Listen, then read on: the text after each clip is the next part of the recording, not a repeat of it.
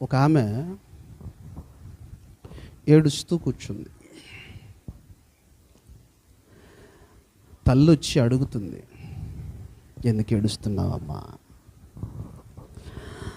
ఆమె చెప్తుందా తల్లితో, ఏడవకుండా ఏం చేయమంటావమ్మా? ఏడవకుండా ఏం చేయమంటావు? నా పరిస్థితి ఏడుపు ఒక్కటే తక్కువైంది నాకు. ఇంక నా పరిస్థితిని చూసుకుంటే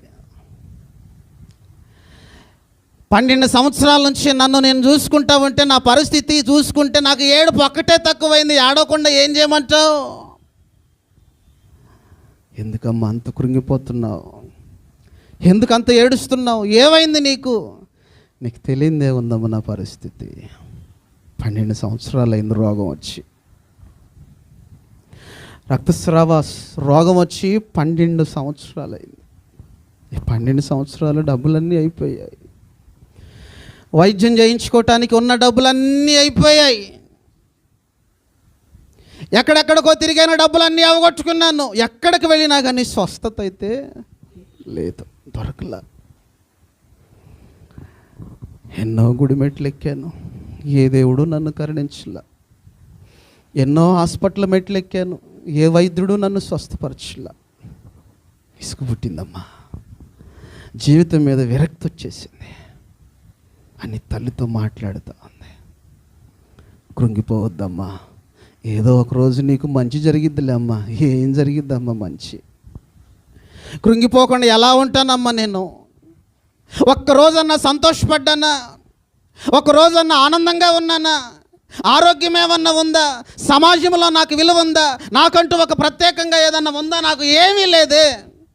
సంతోషం లేదు, ఆనందం లేదు, డబ్బు లేదు, అన్నీ పోగొట్టుకున్నాను. ఈ రోగము రోజు రోజుకు నన్ను బెదిరిస్తూ ఉంది. ఈరోజు రేపు నేను చంపేస్తానంటుంది. ఇక ఏమీ లేకుండా ఎందుకు బతకాలి? ఎవరి కోసం బతకాలి?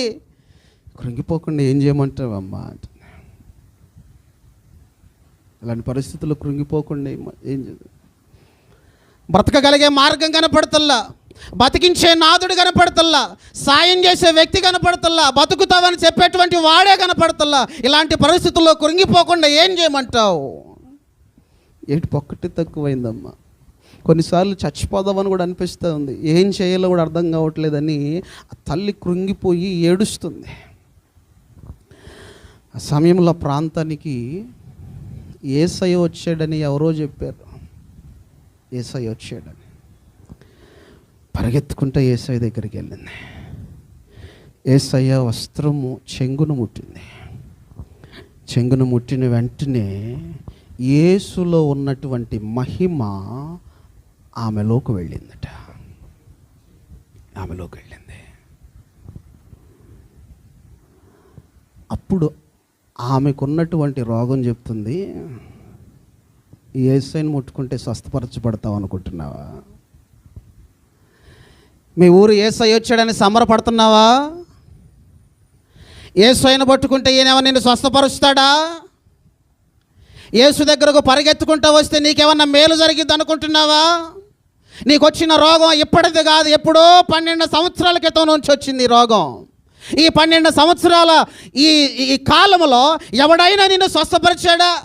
ఎన్నిసార్లు నువ్వు ఎంతమంది దగ్గరకు వెళ్ళావు, ఎన్ని గుడులకు వెళ్ళావు, ఎన్ని హాస్పిటల్కి వెళ్ళావు? అలాంటి వాళ్ళల్లో ఈయన కూడా అలాంటి వాడే.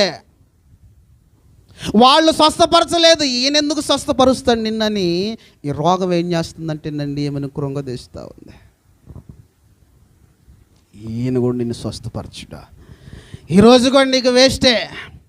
ఈరోజు పెట్టిన డబ్బులు కూడా నీకు వేస్టే. నీ ప్రయాస వృధానే. అనవసరంగా నువ్వు ప్రయాసపడుతున్నావు. నీకు ఏమీ తగ్గదు.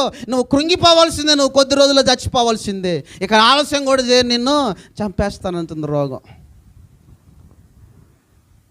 రోగానికి తెలియలా ఆమెలోకి క్రీస్తు యొక్క మహిమ ప్రవేశించబడినదని. హల్లెలూయా.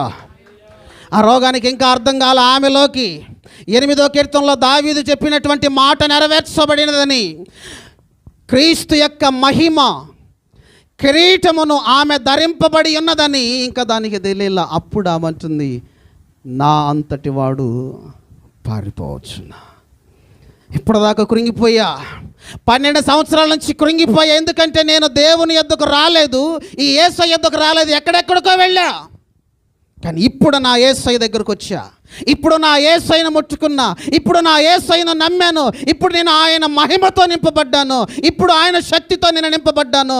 ఇప్పుడు నేను నిన్ను చూచి కృంగిపోవచ్చునా, ఇప్పుడు నేను చూసి నిన్ను భయపడవచ్చునా, ఇప్పుడు నువ్వు చెప్పే మాటలకు, ఇప్పుడు నువ్వు బెదిరించే మాటలకు నేనెందుకు భయపడతాను, నేనెందుకు కృంగిపోతాను, నేనెందుకు ఏడుస్తాను, ఇక ఏడవను, ఇక నాకు బాధపడాల్సిన అవసరం లేదు, కృంగిపోవాల్సిన అవసరం లేదని సంతోషంతో చెప్తుంది రోగానికి. ఏమిలా మనం ఉండాలి?